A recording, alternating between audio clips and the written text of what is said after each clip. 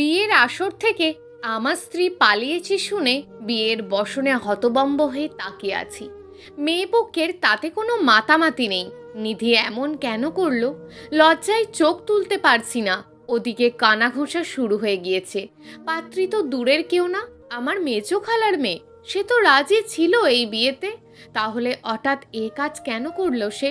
হুট করতে খালু আমার কাছে এসে বসলেন। কানের কাছে এসে ফিসফিস করে বললেন, কি বাছাধন, টাকার জোরে আমার মেয়েকে বিয়ে করতে এসেছিলে তাই না? এবার মজা বুঝলে? বেটা, তোমার কি যোগ্যতা আমার মেয়েকে বিয়ে করার? কথাটা শুনে উত্তর দিতে পারিনি। বুকটা ভার হয়ে আসছে। 10 বছরের ভালোবাসা জোর করে চাওয়ার তো প্রশ্নই আসে না। এখন বিয়ে না করতে চাইলে বললেই হতো। আমার আর আমার পরিবারের মুখে যে চুনকালি লেগে গেছে সেটা কিভাবে ওঠাবো? রাগে দুঃখে ভিতরটা ফেটে যাচ্ছে। এর মধ্যে বাবা চিল্লিয়ে উঠলেন, এই সবাই চলো, আমার ছেলেকে এর থেকে ভালো জায়গায় বিয়ে দেব। নিধির বাবা বলে উঠলেন, আরে কি, খাবারগুলো খেয়ে যান, অতিথি মানুষ, এভাবে যাবেন কেন? কথাগুলো তাচ্ছিল্যের মতন শোনা গেল। বাবা আর কিছু বলেননি। গাড়িবহর রওনা দিল। আমি একা একটা গাড়িতে উঠেছি, সাথে কেউ নেই। 10টা বছর ওকে ভালোবেসে গেছি। সেই ছোটবেলার পছন্দ। সে আমাকে ভালোবাসে কিনা সেটা জানাইনি অবশ্য, কিন্তু কত বাধা পার হয়েছি। সব কিছু বাদ দিয়ে তাকে ভাবাই যেন আমার একমাত্র কাজ। আমার মা তো মারাই গিয়েছে জন্মের পর। শুনেছিলাম মা মারা গেলে নানি বাড়িও পর হয়ে যায়। আমার সাথেও এটাই হয়েছে। ভাগ্যিস বাবা উপজেলা চেয়ারম্যান, তা না হয় আরও কত বেজ্জতি করতো লোক কে জানে। নিধিকে সেই ক্লাস 10 থেকে পছন্দ করি। নানু বাড়ি কমই যাওয়া হতো। কৈশোরে যাকে দেখে মনে প্রথম দোলা দিয়েছে সেটা নিধি। যখন বুঝেছি তখন ছোট ছিল বেশ, বলতে সাহস করিনি। আকার ইঙ্গিতে বুঝিয়েছি। নিধি বরাবরের মতোই ভালো ছাত্রী ছিল, উপজেলায় বৃত্তি পাওয়া প্রথম স্টুডেন্ট। অন্যদিকে আমি বড় হয়েছি একা একা। বাবা রাজনীতি নিয়ে বিজি থাকতেন সারা বছর। বিয়ে করেননি আর, মাকে ভালোবেসি হয়তো।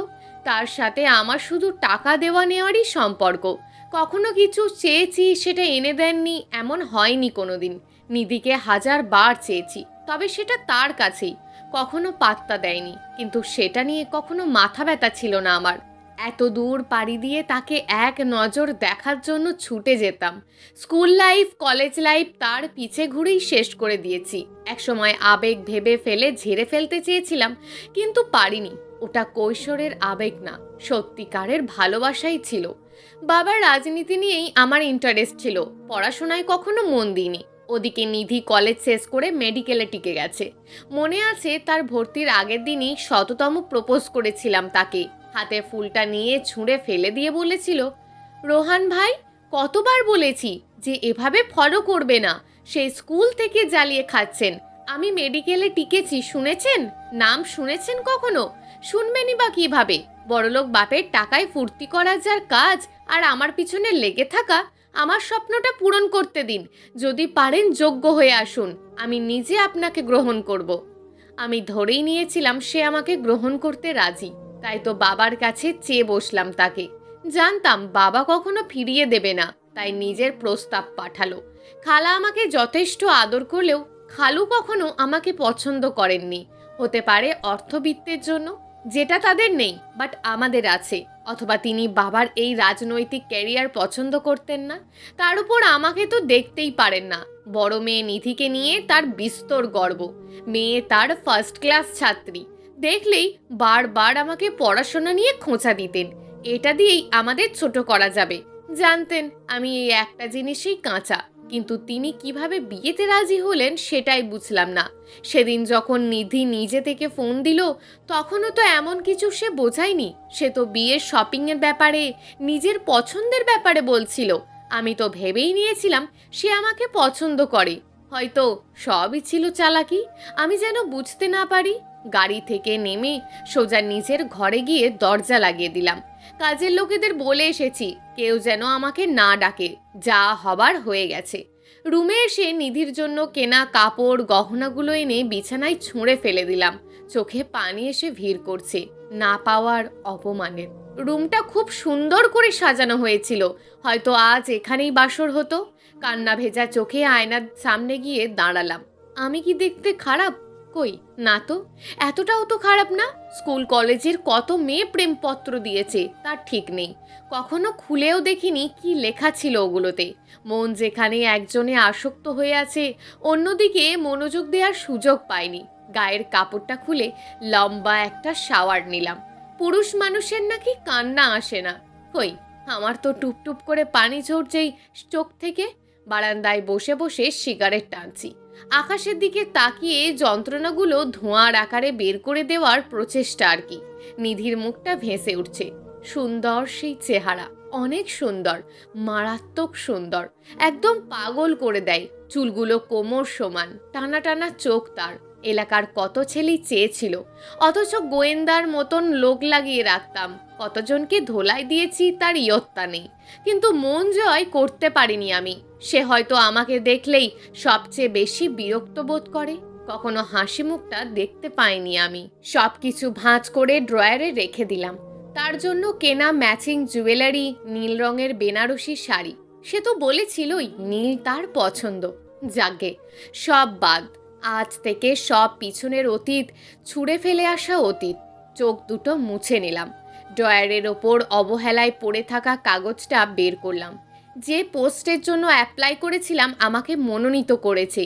নিধির কথায় এসব ছেড়ে ব্যবসা করতে চেয়েছিলাম, তাই এটা পড়ে দেখা হয়নি। রাতে খাবার সময় বাবা ডাকলেন। আমি যথাসম্ভব নিজেকে ঠিকঠাক দেখিয়ে বসে পড়লাম। বাবা গম্ভীর কণ্ঠে বললেন, জীবনে কত উঠতে হয় পড়তে হয় বাবা, এসব নিয়ে মন খারাপ করিস না। ওই হারুনের মেয়ের থেকেও ভালো সুন্দরী মেয়ে দেখে তোর বিয়ে দেব। এখন আপাতত ভার্সিটির ফাইনাল ইয়ারটা শেষ কর। বাবা, আমি যে দলের পোস্টটা নিতে চাই, আমার মনোনয়ন অ্যাকসেপ্ট করেছে তারা। তুমি বললে তারা কেউ না করতে পারবে না। ঠিক আছে, আমার কোনো আপত্তি নেই।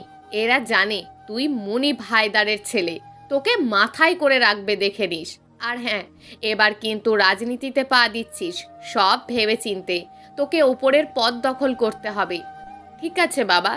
তারপর থেকে প্রায় 4 বছর গত হয়েছে, সব ভুলেই গিয়েছে একেবারে। শহরের এখন এক নামে আমাকে চেনে। চিনবে নাই বা কেন? ক্ষমতাসীন দলের জেলাভিত্তিক সবচেয়ে গুরুত্বপূর্ণ পদটাই যে আমার দখলে। প্রতিদিন মিটিং মিছিল আর এখানে ওখানে সমাবেশ করে ক্লান্ত দেহে বাসায় ফিরি। কখন যে দিন আসে আর যায়, মানুষ আমাকে দেখলে সালাম দেয়, ভয়ে নাকি সম্মানে জানি না। এক দল সাঙ্গপাঙ্গ সাথেই থাকে অলওয়েজ। আমি মস্ত বড় নেতা, সেটা এখন যে কেউ দেখলে এক পলকে বুঝে নেবে। নির্বাচন ঘনিয়ে এসেছে, বিরোধী আর আমার দলের মিটিং মিছিলের অন্ত নেই। শহরে ঘোরতর মারামারি হয়েছে, আমার দলের 7-8টা ভালোই আহত হয়েছে। খবর পেয়ে একটু দরদ দেখানোর জন্য দৌড়ে গেলাম। অবস্থা বেগতিক দেখে বুঝলাম এদের হাসপাতালেই নিতে হবে। হাসপাতালে ভর্তি করে বসে আছি কিছুক্ষণ। বাইরে খবর চ্যানেলের লোকজন এসে ভিড় করেছে, হই হুল্লোড়ের শেষ নেই। এমন সময় একজন নার্স এসে বলল, পেশেন্টদের চেক আপ শেষ, ডক্টর আপনাদের ডাকছে, বিল পে করবে কে? আর একজন উঠতে চাইলে আমি বাধা দিলাম, বললাম আমিই যাব। দরজা খুলে ভিতরে গিয়ে বললাম, আসতে পারি? রিপোর্টগুলো চেক করতে করতে সে আমার দিকে ফিরল। দুজনেই শকড হলাম। নিধি এখানে, আমার এলাকায় আছে, আমি জানতে পারিনি। বাহ, সে তাকিয়েই আছে আমার দিকে। আমি ঘোর কাটালাম। না চেনার ভান ধরে বললাম, জি বলুন। সে কিছুটা মুচকি হেসে বলল, আরে রোহান ভাই যে, পুরো নেতা নেতা লাগে দেখছি। বাহ, ভালোই মানিয়েছে তো পাঞ্জাবি কোটিতে, নিশ্চয়ই বড় নেতা হয়ে গেছেন। তার প্রতিটি কথা একই সাথে মায়া ও গভীর যন্ত্রণার ছাপ বইয়ে দিচ্ছে মনে। সেই মুচকি হাসি আগের চেয়েও সুন্দর হয়ে গেছে। আমি কিছুটা হালকা কাশি দিলাম। জি ডক্টর, আপনার রিপোর্ট হয়েছে? তাদের কি অবস্থা? বিলটা নিচে জমা দিয়ে আসবেন, আমি দিয়ে যাব। কথাটা বলে ছেলেদের বেডের দিকে পা বাড়ালাম। ভাব নিলাম যেন চিনতে পারিনি। ছেলেপিলেগুলো আমাকে দেখে খুশিতে লাফিয়ে উঠল। আপনি আসছেন ভাই, আপনি অনেক বড় মাপের মানুষ ভাই, আমারও আপনার পাশে আছি। আমি কিছুটা হেসে তাদের মাথায় হাত দিলাম। পিছনে ঘুরে বের হয়ে যাব, নিধি বলল, আমার সাথে আসুন। নিচে নেমে বিলটা দিয়ে চলে যাব, এমন সময় নিধি বলল, রোহান ভাই দাঁড়ান, আপনার সাথে কিছু কথা আছে। আমি থমকে গেলাম, মাথা নাড়িয়ে সম্মতি দিলাম। সে আমার কাছে আসলো, নরম কণ্ঠে বলতে শুরু করলো, প্রথমেই আমি ক্ষমা চেয়ে নিচ্ছি। আপনার সাথে আমি যেটা করেছি সেটা ভুল করেছি। আসলে আমি বিয়েতে রাজি ছিলাম, কিন্তু বাবার... কথাটা শেষ হওয়ার আগেই আমার ফোনে কল আসলো। অফিসে মিটিং আছে। আচ্ছা, পরে কথা হবে, আমাকে এখন যেতে হবে বলেই হাঁটা শুরু করলাম। গাড়ি চলে এসেছে, বাইরে ক্যামেরাম্যান, নিউজের লোকজনের ভিড়। দু একজন আমাকে নিয়ে গাড়িতে তুলে দিল। নিধি হাঁটতে হাঁটতে অ্যাপ্রনের পকেটে হাত রেখে বাইরে এসেছে কিছুটা। কোলাহলের মধ্যে আমাকে দেখতে হয়তো এখনো সেই নিষ্পাপ চাহিনি আমার বুকে দাগ কেটে দিচ্ছে। চোখে চশমাটা লাগিয়ে গাড়ি স্টার্ট দিতে বললাম। লাস্ট বার নিধির দিকে চোখ গেল, আমার দিকেই তাকিয়ে আছে। চোকাচুকি হতেই আমি চোখ ফিরিয়ে নিলাম। না, আর দুর্বল হওয়া যাবে না। গাড়ি ছুটতে শুরু করলো। আচ্ছা, তার সাথে আবারও কি নতুন কোনো গল্প হতে যাচ্ছে? বাইরে বৃষ্টি হচ্ছে খুব। বিয়ের আসর থেকে পালিয়ে যাওয়ার পর নিধির সাথে এতদিন পরে দেখা হয়ে যাবে আশা করিনি। চেয়েছিলাম সে যেন কখনোই সামনে না পড়ে। মাথাটা ধরে আছে। কি অপরাধ ছিল আমার? আমি তো শুধু একটা পাশে রাখতে চেয়েছিলাম। আমার বুকের এক পাশে ঘুমন্ত অবস্থায় তার মুখটা দেখতে চেয়েছিলাম। যাগ্গে, এসব ভাবনা এখন বাদ। পরদিন বের হচ্ছি। ড্রাইভার আজকে অসুস্থ। ভাবলাম নিজেই ড্রাইভ করে যাই। কিছু দূর এগুতে দেখি সাদা থ্রি পিসের উপর একটা অ্যাপ্রন পরিহিত অবস্থায় নিধি বের হয়ে এসেছে। সামনের টং দোকানের অপর পাশে গাড়ি থামালাম। এক কাপ চা খেতে খেতে দেখলে মন্দ হয় না। সে তো খেয়াল করেনি আকাশটা ঘোলাটে হয়ে আছে। মেঘের আনাগোনা অনাগত বৃষ্টির জানান দিচ্ছে। ওদিকে সে এখনো গাড়ি পাচ্ছে না। হাসি পেল খুব। চায়ের শেষ চুমুকটা দিয়ে বিল দিতে যাব, এক সময় মুষলধারে বৃষ্টি শুরু হয়ে গেল। নিধি গেটের সামনে থেকে দৌড়ে এসে দোকানের চালার নিচে এসে আমার পাশেই দাঁড়ালো। আমারও বিপদ। গাড়ি পার্ক করে এসেছি, যেতে গেলে ভিজে যাব নিশ্চিত। নিধি কিছুক্ষণ মোবাইল বের করে টাইম দেখে পাশে তাকাতেই চোখাচুকি হয়ে গেল। আমি অন্য মনস্কের ভান ধরলাম। সে যেন ভ্যাবা চাকা খেয়ে গেল। আরে, রোহান ভাই যে, আপনি এখানে? এখানে কি করছেন? ও তুমি? আমি সামনের কলোনিতেই থাকি। তুমি এখানে যে? ও, আমি এই যে এদিকটাই থাকি। সামনের 5 তলায় একটা ফ্ল্যাট কিনেছি। ও আচ্ছা। বাড়ির সবাই কেমন আছে আপনার? এই তো আছে ভালোই। তোমার? হ্যাঁ, ওনারা আমার সাথেই থাকেন। আসবেন একদিন। আমি কিছু না বলে সামনের দিকে তাকিয়ে রইলাম। ভিতর থেকে কথা বের হচ্ছে না। বলারই বাকি আছে। ও আচ্ছা, আপনারা তো আমাদের উপর রেগে আছেন। আচ্ছা দেখুন, আমরা পরিস্থিতির শিকার। আমার আর আপনার বাবার জন্যই হয়েছিল সেসব। আমি মাপ চাইছি ওনার হয়ে। ওসব আমি মনে রাখিনি, বাদ দাও। তুমি হাজবেন্ড আর আন্টি আঙ্কেলকে নিয়ে এসো আমাদের বাসায়। বিয়ের কথা শুনে নিধি চোখগুলো ছোট ছোট করে তাকিয়ে আছে আমার দিকে। আমার আগের মতোই সামনের দিকে দৃষ্টি নিবদ্ধ করে আছি। আমি এখনো সিঙ্গেল আছি। আপাতত আর বিয়ের কথা ভাবছি না। আপনি বিয়ে করেননি? না।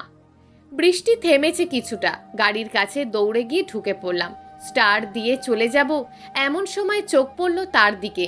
আশেপাশে কোনো রিক্সা বা অটোর নাম গন্ধ নেই। তার হসপিটালে যেতে দেরি হয়ে যাবে। কতজন অপেক্ষা করে আছে কে জানে। মানবতার খাতিরে গাড়িটা নিয়ে তার সামনে গেলাম। বললাম, চাইলে পৌঁছে দিতে পারি। নিধি একটা মুচকি হাসি দিল। সে হয়তো এটাই চাইছিল। অনেকক্ষণ হলো কোনো কথা নেই। দুজন দুদিকে তাকিয়ে আছি। নীরবতা ভেঙে সে বলল, আচ্ছা রোহান ভাই, আপনি বিয়ে করেননি কেন? সময় পাইনি তাই করিনি। আমার উপর অনেক রেগে আছেন তাই না? আমাকে কি মাপ করে দেওয়া যায় না? মাপ তো অনেক আগেই করে দিয়েছি। ওসব কিছু মনে নেই আমার। আমার দিকে তাকান তো। আপনি তো বিশ্বাস করবেন না। শুধু বাবার কথাতেই ভয় পেয়ে তাকে থামিয়ে দিয়ে কিছুটা রাগী স্বরেই বললাম, আহ, বারবার এসব কথা তুলছো কেন নিধি? এগুলো শুনতে বিরক্ত লাগছে আমার। এই তো চলে এসেছি, তুমি যেতে পারো। বেশ জোরেই কথাটা বলে ফেললাম আমি। সে অন্যদিকে চোখ ফেরালো। স্পষ্ট দেখতে পাচ্ছি সেখানে পানি জমেছে। হসপিটালের সামনে নেমে মাথা নিচু করে বলল, ধন্যবাদ আপনাকে। আমি যতক্ষণ না গেলাম সে দাঁড়িয়ে তাকিয়েই রইল আমার যাওয়ার দিকে। মাথা ঝিমঝিম করছে আমার। পুরনো ভালোবাসা মাথা ছাড়া দিয়ে উঠছে। কিন্তু সে তো বেইমান, ঠকবাজ। ক্ষমার প্রশ্নই আসে না। প্রতিশোধের আগুন ভিতরে দাউ দাউ করে জ্বলছে যেন। কিন্তু কি দরকার? যা চলে গেছে সেটা ঘাঁটলে নিজেরই ক্ষতি। এর কিছুদিন পর অফিসে বসে আছি, এমন সময় একজন এসে বলল কেউ দেখা করতে এসছে। আমি ভিতরে আসতে বললাম, লোকটা এসেই পায়ে পড়ে গেল। আমি ভ্যাবাচ্যাকা খেয়ে গেলাম। সে কিছুক্ষণ থেমে বলা শুরু করলো, রোহান ভাই, আমাকে মাফ করে দেন। নিধি আপা আপনার বউ জানলে জীবনেও এমন করতাম না। আমাকে মেরে ফেলবেন না প্লিজ, আর জীবনেও এমন করব না। আমি কিছুটা আন্দাজ করতে পেরে বললাম, আচ্ছা ঠিক আছে। আমার কেয়ারটেকার এসে তাকে নিয়ে গেল বুঝিয়ে। ও, এর মানে আমার নাম বেছে খাওয়া হচ্ছে মিস নিধি? আপনাকে আমি দেখব। রাতে কিছু কাগজপত্র ঘাঁটছি, এমন সময় অপরিচিত নাম্বার থেকে কল আসলো। ফোন ধরে হ্যালো হ্যালো করছি অনেকক্ষণ, কোনো রিপ্লাই আসেনি। শেষে কেটে দিতে যাব এমন সময় ভাঙা ভাঙা কণ্ঠে কেউ বলে উঠল, ফোনটা কাটবেন না প্লিজ। কে? নিধি? হ্যাঁ। একটু সময় হবে আপনার? না, ব্যস্ত আছি। যা বলার তাড়াতাড়ি বলো। না, মানে আসলে আজকে সকালে একটা লোক গিয়েছিল মনে হয়। আপনি আসলে ব্যাপারটায় কিছু মনে করবেন না। কিছু মনে করব না মানে? আমাকে বিবাহিত বানিয়ে দিচ্ছ? এই, আমি তোমার হাজবেন্ড? এসবের মানে কি? আসলে লোকটা হসপিটালে জয়েনের দিন থেকে বিরক্ত করছিল। দুবার বিয়ের প্রস্তাব পাঠিয়েছি। আমার তো এটাকে একদম পছন্দ নয়। তাও দেখুন না, প্রত্যেক দিন বিরক্ত করছিল। তাই আপনাকে আমার হাজবেন্ড বলেছি। সে তো শুনেই ভয়ে শেষ। আমি বলেছি আমি আপনার কাছে বিচার দিয়েছি, তাই ভয় পেয়ে সাথে সাথেই দৌড় লাগিয়েছে বলি হাসতে লাগলো। আমারও হাসি পেল কিছুটা, কিন্তু তা তো বুঝতে দেওয়া যাবে না। আপনার নাম্বার জোগাড় করতে কত কষ্ট হয়েছে জানেন? জানতে চাইবেন না কিভাবে? না থাক, এসব শোনার সময় নেই আমার এখন, রাখছি বলেই রেখে দিলাম। ভালো লাগছে না কিছু। বারান্দায় গিয়ে সিগারেট ধরালাম। তার চেহারাটাই মনে আসছে বারবার। এরপর থেকে প্রতিদিনই দেখা হতে লাগলো। বুঝলাম না, সকাল সন্ধ্যা যেখানেই যাই হুটহাট চোখে পড়ে যাচ্ছে। আমাদের কলোনিতে ওই একটাই চায়ের দোকান। প্রতিদিন চা খাওয়া একটা অভ্যেসে পরিণত হয়েছে আমার। এখন প্রতিদিন নিধির আনাগোনা বেড়েছে দোকানটায়, বিশেষ করে আমার অফিস টাইমটাতে। প্রতিদিনই আসে, কথা বলার ছুতো খোঁজে। আমি সহজে এড়িয়ে যাই। সেদিন সকালে গাড়ি থামিয়ে বসে চা খাচ্ছি, কোত্থেকে যেন অ্যাপ্রন পরিহিত অবস্থায় দৌড়ে এলো। রোহান ভাই, দাঁড়ান। কি হয়েছে? আপনি কি আমাকে আর ভালোবাসেন না? হঠাৎ এই প্রশ্ন? তোমাকে না বলেছি আগের কোনো কথা তুলবে না? এমন কেন করছেন আপনি? আমি মানছি তো আমি ভুল করেছি। বয়স কম ছিল। তাছাড়া আমি আমার বাবার কথাই শুনতাম শুধু। তো এখন এমন করছো কেন? ইদানিং আমার চারপাশে ঘুরঘুর করছো কেন? তুমি ভেবো না এসব করলেই আমার মন গলে যাবে? সরো সামনে থেকে। জাস্ট খালাতো বোন হিসাবে বাজে ব্যবহার করছি না, যত্ত সব বলেই উঠে আসলাম। করুণ নয়নে সে চেয়ে আছে আমার দিকে। পিছন ফিরে তাকানোর ইচ্ছে নেই আমার। বেশ কয়েকদিন পর রাতের বেলায় বাসায় ফিরছি, ড্রাইভারের পাশের সিটে বসা। মাঝ রাস্তায় হঠাৎ কে যেন রুমাল চেপে ধরলো পিছন থেকে। তারপর আমার আর হুঁশ নেই। যখন হুঁশ ফিরল দেখি আমি একটা রুমের ভিতর। মেয়েলি রুম মনে হচ্ছে।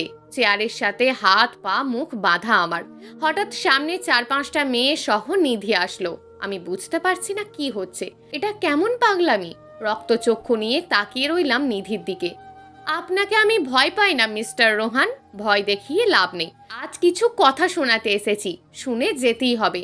এতগুলো বছর আমার পিছনে ঘুরে আজ কেন অ্যাভয়েড করছেন বলুন তো? ওই একটা ঘটনাকে কেন্দ্র করে? শুনুন, আমি আপনাকে সত্যিই ভালোবেসে ফেলেছিলাম, কিন্তু কখনো অবৈধ রিলেশনে জড়াতে চাইনি। আপনি তো জানেন আমাকে ঘিরে পরিবারের কত স্বপ্ন, আমার নিজের কত স্বপ্ন। তার মাঝে আপনার প্রতি অনুভূতি আমি লুকিয়ে রেখেছিলাম। যখন বিয়ের প্রস্তাব দিলেন আমি খুশি হয়েছিলাম। প্রতিটি মানুষই সত্যিকারের ভালোবাসার কাঙাল। বিয়ের আগের দিন আমার বাবা এসে বলল উনি এই বিয়ে হতে দেবেন না। আপনার বাবার নাকি টাকার গরম, আর জোর করছেন উনি আমাদের। উনি বললেন আপনারা রাজনীতি করেন, আর যারা রাজনীতি করে তাদের পরিবারে অশান্তি লেগে থাকে। অনেক বোঝালেন, আমি রাজি হইনি এমনটা করতে। পরে ফুপুকে ধরে তার সাথে জোর করে পাঠিয়ে দিলেন। আমি ফোন দিতে চেয়েছিলাম, আপনার নাম্বার ছিল না, আপনার বাবার নাম্বার ছিল। কলের পর কল দিয়েছি, কেউ ধরেনি। আমার কি দোষ ছিল বলুন? আমি ছোটবেলা থেকেই চাপা এবং ভীতু, কখনো নিজের চাওয়াটা প্রকাশ করতে পারিনি। আপনার কষ্ট হচ্ছে বলে মুখে টেপ খুলে দিল। কি বলবো বুঝতে পারছি না। এসব বলে আর কিছু হবে না নিধি, আমাকে ভুলে যাও। আমার বাবা জীবনেও রাজি হবে না। বাবা মায়ের পছন্দে বিয়ে করো। আমি ছেলে হিসাবে তোমার যোগ্য না। আগে যেমন ছিলাম না, এখনও নই। আমি কিছু করব না, তবে এমনটা না করলেও পারতে। কি করতাম বলুন? কোনোভাবে আপনার কাছে পৌঁছাতে পারছি না। আপনি আমার কোনো কথাই শুনছেন না, দেখলেই মুখ ঘুরিয়ে নিচ্ছেন। তুমি কিন্তু ভুল ধারণা নিয়ে আছো। তুমি বললি এখন আমার জীবন নষ্ট হওয়ার দিনগুলো ফিরে আসবে না। সে কাঁদতে শুরু করলো। মায়া কান্না আমার কাছে বিষের মতন লাগছে। এই যে দেখুন আমার দিকে, অনুশোচনার আগুনে পুড়ে ছারখার হয়ে যাচ্ছি। কতবার ভেবেছি চলে আসবো আপনার কাছে, পারিনি। আমার তো আপনার সামনে মুখ নিয়ে আসার যোগ্যতা নেই। জানেন কতটা কষ্ট হয়েছে এখানে ট্রান্সফার হতে? সব কিছু তো আপনার জন্যই করা, আপনাকে একটু দেখবো বলে। এই যে দেখুন শাড়িটা, যেদিন বিয়ের দিন পরতে দিয়েছিলেন, আমি এখনও রেখে দিয়েছি যত্ন করে। ফিরিয়ে দিতেও তো পারতাম। হাতে পায়ের বাঁধন খুলে দিল। সবাই ভয় পেয়ে আছে কি না কি করে বসি। এক প্রকার রাগও হচ্ছে। শিওর এই মেয়ে ড্রাইভারকেও পটিয়ে নিয়ে এই কাজ করেছে। কিছু না বলে শার্টটা ঠিক করে নিচে নেমে আসলাম। গেট দিয়ে বের হব এমন সময় পিছন থেকে নিধি ডাক দিল, রোহান ভাই। আমি থামলাম। আচমকায় দ্রুত গতিতে এসে পিছন থেকে জড়িয়ে ধরল। ফুপিয়ে ফুপিয়ে কাঁদছে সে। অস্ফুট স্বরে বলল, আপনি আমাকে যত শাস্তি আপনার কাছে রেখে তারপরে দিন। মানসিক যন্ত্রণা আমি আর নিতে পারছি না। সব দোষ আমার। তখন যদি বাবার কথা ভয় না পেতাম, তাহলে ঠিকই আজকে এমন দিন দেখতে হতো না। আজ আমার সব আছে, শুধু মনে হয় আপনি নেই। আপনি আমাকে দাসী বানিয়ে রাখেন না হয়, তাও নিজের করে নিন না। আমাকে আর একটা সুযোগ দিন। সামান্য মায়া হলো। আচ্ছা, আমি ভেবে দেখব। কোনো রকম তার থেকে নিজেকে ছাড়িয়ে বাসায় আসলাম। আয়নার সামনে দাঁড়ালাম। মাথার প্রতিশোধের চিন্তা ভেসে আসছে। এটাই হয়তো সুযোগ। উচিত হবে কি? মন তো বলে আমি এখনো ভালোবাসি তাকে। দূর আকাশে মেঘ জমেছে। পুরনো প্রেয়সীর ফিরে আসা নিয়ে মন খুব ব্যাকুল। প্রতিশোধ নাকি ভালোবাসা হবে? দোটারায় ভিতরটা ছাড়খাড়। নিজে থেকে কখনো ছুঁয়ে দেখিনি তাকে। তার পিছন থেকে জড়িয়ে ধরা একেবারে হার্ট অ্যাটাক এনে দিচ্ছিল আমার। শক্ত আমিটা যেন ভেঙে যাচ্ছি আবার। না, এভাবে তো হবে না। খেয়ে দিয়ে রুমে শুতে যাব এমন সময় বাবা ডাকলেন। আজকাল সব ছেড়ে বাইরে হাঁটাহাঁটি বেশি করছেন। রাজনীতি থেকে অবসর নিয়েছেন অনেক দিন আগেই। তবে ওনার কাছে লোকজনের আনাগোনা যেন বন্ধ নেই। জি বাবা, কিছু বলবে? কিছুদিন আগে তোর খালু মিজান সাহেবকে দেখলাম। এখানেই থাকে নাকি? হ্যাঁ বাবা, সামনের গলিতেই। এর মানে সব জানিস আগে থেকে? তুই নিধিকে দেখেছিস? হ্যাঁ, সবই জানি। সামনের মুন হসপিটালে নিধি জয়েন করেছে বলল। কথা হলো টুকটাক। ভয়ে ছিল অনেক। আমি বলেছি পুরনো কথা সব বাদ। বড় ডাক্তার হয়েছে দেখলাম। ভালোই নাম হয়েছে। শুনলাম এলাকার গরিবদের ফ্রি চিকিৎসা দিচ্ছে। ও আচ্ছা, এই জন্য ডেকেছিলে? আমি আগের সব কিছু ভুলে গেছি বাবা। বাদ দাও তো এসব। বাদ দিলে হবে? তোরও তো বয়স হয়েছে। বিয়ে করবি না? আমারও এভাবে ভালো লাগে না। তুই বিয়ে করবি, নাতিপুতি নিয়ে আমি বাকিটা জীবন কাটিয়ে দিতে চাই। আর কিছু বললাম না। অনুমতি নিয়ে চলে আসলাম। বুঝলাম না আমার এত জেদি বাবার কি হলো। এই মেয়ে আবার জাদু জানে, যে কাউকে বশ করে নিতে পারে। রাতে ঘুম আসছে না। বাবা রুমে আসলেন। বুঝলেন আমি বারান্দায়। হাতে ওনার সিগারেট আর লাইটার। দুজনেরই ঘুম আসছে না হয়তো। বললেন, কি ঘুম আসনি? না বাবা। তুমি কি করো এত রাতে? আমারও ঘুম আসছে না। চল ছাদে যাই। আচ্ছা চলো। ছাদে এসে বসে আছি। আকাশের দিকে তাকিয়ে আছি। সন্ধ্যায় বৃষ্টি হয়েছে। ঠান্ডা বাতাস। আকাশ পরিষ্কার একদম। সেখানেই তাকিয়ে আছি। বাবার সাথে এভাবে খুব কম সময় কাটানো হয়েছে আমার। মা না থাকায় আমাদের বাপ ছেলের মনের দূরত্বটাও বেড়েছে সময়ে সময়। বাবা একটা সিগারেট ধরালেন। নীরবতা ভেঙে নিজেই বলতে শুরু করলেন, আসলে হয়েছে কি রোহান, তোকে বলতে চাইনি আমি। নিধির সাথে আমার কথা হতো মাঝে মাঝে। তোর খোঁজ খবর রাখতো সে। আমি চোখ বড় বড় করে তাকিয়ে রইলাম। কি বলছো এসব? ঠিকই বলছি। মেয়েটা তোকে ভালোবাসে। শুধু একটা ভুলে এমন একটা পরিস্থিতি হয়ে গেছে। তোদের বিয়ে ভেঙে যাওয়ার বেশ কিছুদিন পরে সে নিজেই আমাকে ফোন করেছিল। আমারও কিছুটা দোষ আছে। আমি নিজেকে বড় রাখতে গিয়ে হয়তো এমনভাবে কথা বলেছিলাম, মিজান সাহেব হয়তো পছন্দ করেননি। ওনারা তো এমনিতেই দেখতে পারেন না এসব রাজনীতি। মেয়েটা এতগুলো বছর অপেক্ষা করেছে, যেভাবে তুই করেছিস। বলেছিলাম তোর সাথে কথা বলতে, কিন্তু তোর যা মেজাজ, সে সাহস করেনি। তবে আমিই বলেছি একেবারে ডাক্তার হয়ে আসতে। এর আগে আর এসব নিয়ে ভাবার দরকার নেই। মেডিকেলের পড়াশোনা বুঝিসই তো। তুই এখানে আসার পর সেও সব কিছু গুছিয়ে এখানে চলে এসেছে। একটা তাচ্ছিল্যের হাসি দিলাম কথাগুলো শুনে। বাবা, আমার দিকটা দেখেছো কখনো? আমার কিভাবে দিনগুলো গিয়েছে সে তো বুঝবে না। হঠাৎ এসে আবার কোন নতুন নাটক শুরু করে দিয়েছে কে জানে। দেখ, তুই তো এখনো ওকে পছন্দ করিস, না হয় এতগুলো পাত্রী রিজেক্ট করছিস কেন? বলার কিছু পেলাম না। সত্যিই তো, নিধিকে তো এখনো ভালোবাসি। সেদিন মিজান সাহেব নিজে এসে মাপ চেয়েছে, পায়ে পড়ে যাচ্ছিল। নিধি নাকি তার সাথে কথা বলে না আজ 2-3 বছর যাবৎ। ভালো ভালো প্রস্তাব ফিরিয়ে দিচ্ছে।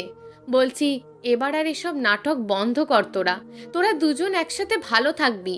বিয়ে দিয়ে দি তোদের, কি বলিস? কিছু বললাম না। বুকের ব্যথাটা তীব্র হয়ে আসছে। ঘুমাবো বলে নিচে চলে আসলাম। আয়নার সামনে দাঁড়িয়ে আছি, নিজের দিকে তাকাচ্ছি। আগের আমিটার থেকে পরিবর্তন এসছে। মনে হয় প্রতিশোধের নেশাটাই তীব্র হয়ে আসছে। আমি জানি বাবাও নিধির সাথে হাত মিলিয়েছে।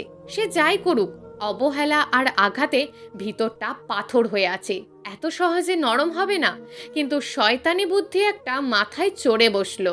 সকালে উঠে বাবার রুমে গেলাম। বাবা পত্রিকা পড়ছেন আর চা খাচ্ছেন। বাবা, আমি যদি রাজি হয়েও যাই, তারপরে আবার আপত্তি করবে না তো? আরে কি বলিস, তোর সম্মতির জন্যই বসে আছে সবাই। আচ্ছা, আমি রাজি বলে চলে আসলাম। বাবা হাসি মুখে কাকে যেন ফোন দিলেন। নির্বাচন উপলক্ষে পোস্টারগুলো কোথায় কোথায় ছাপানো হবে সেটা দেখিয়ে দিচ্ছি রাস্তার ধারে। নানান কথায় ব্যস্ত আমি। হঠাৎ এমনই এক সময়ে একটা অটো থামলো। সেখান থেকে অ্যাপ্রন পরিহিত অবস্থায় নিধি নেমে কতক্ষণ এদিক ওদিক তাকালো। আশেপাশের ছেলেরাও এক চোখে তাকিয়ে আছে তার দিকে। তার উৎসুক চাহনি দেখে বুঝলাম আমাকেই খুঁজছে। একটু এগিয়ে যেতেই মানুষের তোয়াক্কা না করেই জড়িয়ে ধরলো আমাকে। ছাড়াতেই পারছি না। কান্না ভেজা কণ্ঠে বলল, আপনি রাজি হয়ে যাবেন ভাবিনি কখনো। আমার সবচেয়ে খুশির দিন আজকে। আমি দরকার হলে সারা জীবন অপেক্ষা করে যেতাম আপনার জন্য। আমি একবার তার দিকে তাকাই, আর একবার আশেপাশের দিকে তাকাই। সবাই তাকিয়ে তাকিয়ে দেখছে। আমি লজ্জায় পড়ে গেলাম কিছুটা। এই নিধি, ছাড়ো, সবাই দেখছে। তুমি এখানে কি করছো? আপনাকে অনেক খুঁজে এরপর এসেছি। ফোন সুইচ অফ করে রেখেছেন। আপনার অফিসে গিয়ে ওয়েট করেছি অনেকক্ষণ, তাও আসলেন না। তাই বাধ্য হয়ে খোঁজ নিতে নিতে চলে এসেছি। আমি কি আর করব, কিছুটা বুঝিয়ে সেখান থেকে নিয়ে আসলাম। সে এক নাগাড়ে এটা ওটা বলেই যাচ্ছে। আমি হ্যাঁ হুঁ করে দিয়ে যাচ্ছি। নিজের গাড়িতে উঠিয়ে দিলাম। তার চোখ মুখে রাজ্যের খুশি, তার নিখাদ ভালোবাসা আমি বুঝতে পারছি। আস্তে আস্তে দিন ঘনিয়ে এলো। বাবা সহ গিয়ে নিধিকে আংটি পরিয়ে আসলাম। নিধির বাবা বেশ অনুতপ্ত আগের কর্মকাণ্ডে। আমি অভয় দিলাম। বাবা ওদিকের মতন আয়োজনের ব্যবস্থা করছেন। দিনে অন্তত দুবেলা নিধি কল করছে, এটা ওটা কত কিছু। মুখ বুজে সহ্য করে যাচ্ছি এতগুলো মানুষের মুখের দিকে তাকিয়ে। বিয়ের দিন ঘনিয়ে এলো। নিধি সেজেগুজে ছবি পাঠালো। মায়ের সেই শাড়িটাই পরেছে, প্রথমবার যেটা পরেছিল। আমাকে খুশি করার জন্যই হয়তো। আমার পুরনো বন্ধুদের অনেকেই এসেছে। তারাও পাত্রী হিসাবে নিধিকে দেখে একদম অবাক, যেন কেউ মেনে নিতে পারছে না। সবগুলোকে ডাক দিলাম। আমার কথা শুনে সবাই হতবাক, চোখ বড় বড় করে তাকিয়ে আছে। বরযাত্রী সবাই চলে গেছে অলরেডি। বাবা আমার সাথে যাবেন বলেছে।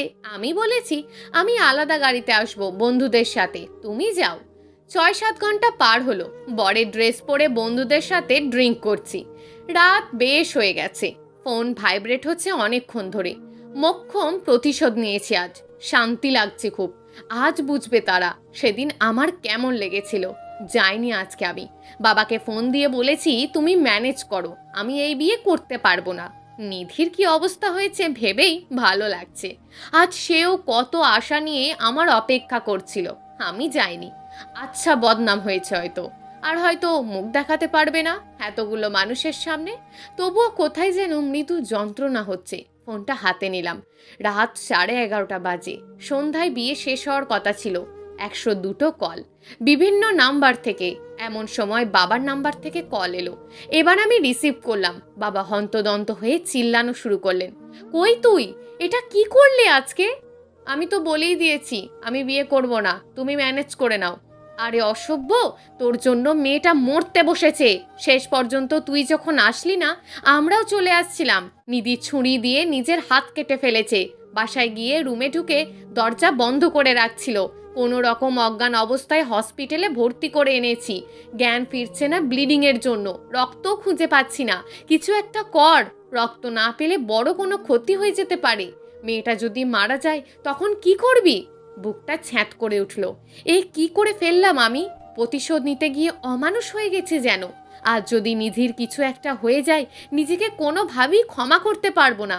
বাবা, ও রক্তের গ্রুপ কি? আমি ম্যানেজ করে আনছি। ও নেগেটিভ। তুই ব্লাড ডোনার নিয়ে আয় জলদি। নেগেটিভ? সাথে সাথে ফোন দেওয়া শুরু করলাম। কোনোভাবে মিলছে না নেগেটিভ ব্লাড। এমন সময় কল এলো। ডোনার পেয়ে গেছে একদম। তাড়াতাড়ি হাসপাতাল যেতে বলে আমিও রওনা হলাম। হাসপাতালে গিয়ে দেখি সবাই সেখানে আছে। আন্টি, আঙ্কেল, বাবা সহ সবাই। কি বলবো ভেবে পাচ্ছি না। আঙ্কেল উঠে আমার কাছে এসে বললেন, খুশি হয়েছে তো বাবা? তোমার প্রতিশোধের 16 কলা পূর্ণ হয়েছে। তবে আমার মেয়েটার যদি কিছু হয়, আমি তোমাদের ছেড়ে দেব না বলে দিলাম। আমি মাথা নিচু করে রইলাম। এমন সময় ডোনার এসে হাজির হলো। ডাক্তাররা দৌড়ে এসে তাকে নিয়ে গেলেন। আমার চিন্তার শেষ নেই। অবশেষে নিধির জ্ঞান ফিরেছে। আমার তার সামনে যাওয়ার সাহস হলো না। সবাই গেলে আস্তে আস্তে গেলাম। স্লাইন চলছে, ঘুমিয়ে আছে। সুন্দর মুখটা মলিন হয়ে আছে। কখনো তো তাকে এই অবস্থায় দেখতে চাইনি আমি। কান্না চলে আসলো আমার। সামনে একটা টুল পেতে বসলাম। হাতে ব্যান্ডেজ করা। ভাগ্যিস শিরা কাটেনি, না হয় আরো ভয়ানক কিছু হতে পারত। তার একটা হাত মুঠোয় নিয়ে চুমু খেলাম। তার ঘুম ভেঙে গেল যেন। মায়াময় দৃষ্টিতে তাকিয়ে আছে, তার চোখেও পানি। আমাকে মাপ করে দে তুই। তোকে এখন আমি আগের মতোই ভালোবাসি, বিশ্বাস কর। আমিও ভুল করে ফেলেছি। প্রতিশোধের নেশায় অন্ধ হয়ে গিয়েছিলাম। তোর পবিত্র ভালোবাসা বুঝতে পারিনি আমি। আমাকে ক্ষমা করবি তো? সে দুর্বল ভাঙা ভাঙা কণ্ঠে বলল, আপনি এখন খুশি হয়েছেন তো?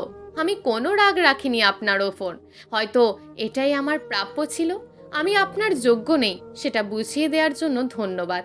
আমার বেঁচে থাকার ইচ্ছেটা একেবারে মরে গেছে জানেন। আমি শুধু আপনার সাথেই বাঁচতে চেয়েছিলাম, সব ভুলে। আপনি যে আমার অপরাধ ক্ষমা করতে পারেননি, একটুও বুঝতে পারিনি। তবে আশা করি এখন আর কোনো রাগ নেই, তাই না? নিধি অন্যদিকে ফিরল। আমিও কিছু বলার মতন সাহস পাচ্ছি না। কি বলবো দ্বিধায় পড়ে আছি। সাহস করে মুখটা নিয়ে তার কাছে গেলাম। কপালে শক্ত করে একটা চুমু খেলাম। সে আমার দিকে ফিরল। শেষবার সুযোগ দেবে আমাকে?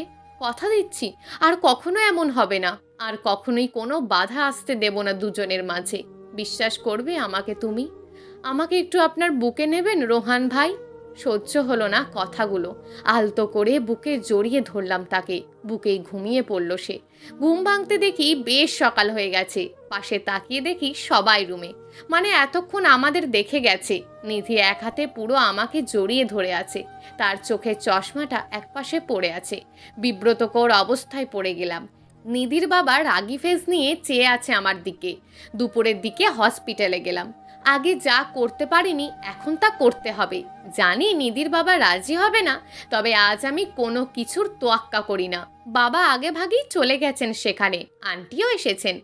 আমাকে দেখি নিধির বাবা তেলে বেগুনে জ্বলে উঠলেন, কিন্তু পিছনে এক ঝাঁক ছেলে পেলে দেখে ভয়ে চুপসে গেলেন। আসলে ভালোবাসলে কিছুটা বেপরোয়া হতে হয়, সেটা আগে বুঝিনি। নিধি আগের থেকে কিছুটা সুস্থ। আমাকে দেখে সুন্দর একটা হাসি দিল। তাকে সারপ্রাইজ দিয়ে সবাই প্রবেশ করলেন।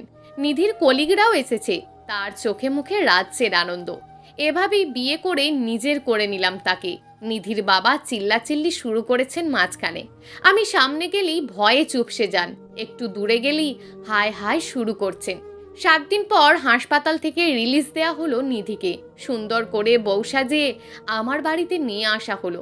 কিন্তু আমার শাস্তি হিসাবে 2 দিন বাড়িতে ঢুকতে পারিনি। বাবা দারোয়ানদের কড়া হুকুম দিয়ে রেখেছেন আমি যেন 2 দিন বাড়ির ত্রিসীমানায় না আসি। দুদিনের মহারানী সবাইকে হাত করে নিয়েছে। ওদিকে তাকে একটু দেখা বা ছোঁয়ার ইচ্ছায় ভিতরটা আনচান করছে। 3 দিনের মাথায় আমার শাস্তি লাঘব করা হলো। সুন্দর করে রেডি হয়ে রওনা দিলাম রণক্ষেত্রের জন্য। রুমে গিয়ে দেখি নিধি বসে আছে, লাল শাড়িতে চোখ ফেরানো দায়। আমার মাথায় তো অন্য চিন্তা। আমি কাছে যেতে পায়ে ধরে সালাম করতে এলো। আমি বাধা দিয়ে ওপরে তুললাম, নজর ফেরাতে পারছি না। একটু আদর করতে যাব, সে সরে গেল। খবরদার, আমার কাছে আসবেন না, অনেক কষ্ট দিয়েছেন আমাকে, আমি মরে গেলেই ভালো হতো। বুঝলাম তার অভিমান কাটেনি। ওইদিকে আমি যেটা ভোগ করছি সেসব পানিতে ভেসে গেছে। কি আর করার, সব দোষ মাথায় নিয়ে তাকে পিছন থেকে জড়িয়ে ধরলাম। সরি বউ, আর কখনো এমন করব না, আর লুকোচুরি করব না, প্রমিস। তাকে আমার দিকে ঘোরালাম। তার চোখের পানিতে কাজল লেপ্টে আছে। উফ, এ যেন সেই পুরনো নেশা। পাগল হয়ে যাচ্ছি যে। তাকে শক্ত করে নিজের বুকে জড়িয়ে নিলাম। নিধি বাধা দিল না, আমার গলা জড়িয়ে ধরে বুকে মুখ লোকালো। আজ বহু অপেক্ষার অবসান হবে। জমে থাকা কালো মেঘের বন্ধন মুক্ত হয়ে বৃষ্টি ঝরবে। মনে রাখবেন, যে ভালোবাসা পাওয়া যতটা কঠিন, তার মূল্য বা স্বাদ তত বেশি।